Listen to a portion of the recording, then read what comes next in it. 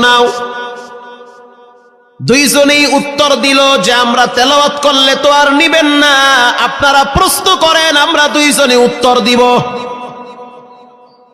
আমি তো আশ্চর্য হয়ে গেলাম, জীবনে কত হাফেজ দেখছি, এরকম হাফেজ দেখি নাই। প্রশ্ন করবেন, আমি উত্তর দিব। বুঝতে পারলাম ভিতরের খবর কেউ না জানলেও একজন জানেন, তিনি হলেন কে? মুহাদ্দিস সাহেব বলতে আছে, বাবা প্রশ্ন করব ঠিক আছে, তোমাদের মন মতো একটু তেলাওয়াত কইরা শোনাও। তেলাওয়াত যদি মানসম্মত হয় তাহলে ইন্টারভিউ নিব, যদি না হয় তাহলে ছাঁটাই করে দিব। এবার ছোট যেটা সেটা তেলাওয়াত শুরু করলো সূরা তাহা থেকে। তাহা মা আনজালনা আলাইকাল কুরআনা লিতাশকা। এত সুন্দর পড়া মনে হইতে আছে, আসমান থেকে কোরআন নাজিল হইতেছে।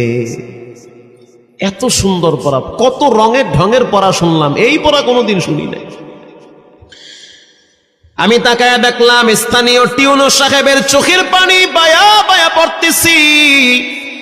ইশারা দিতে আছে আরো তেলাওয়াত করতে বলেন। এই পড়া তো শুনলে আমার দিলের ময়লাগুলা কাটে।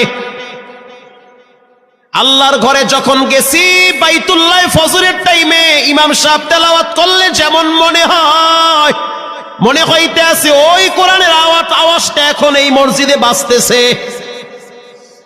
ছোট বাচ্চাটা তেলাওয়াত করলো, বড় সন্তানটাও তেলাওয়াত করলো। এবার যারা হাফেজ সাহেব ছিল তারা প্রশ্ন শুরু করলো। যেখান থেকে প্রশ্ন করে পৃষ্ঠা ঠেকায়া দেয়, একটা জায়গায়ও আটকাইতে পারে না।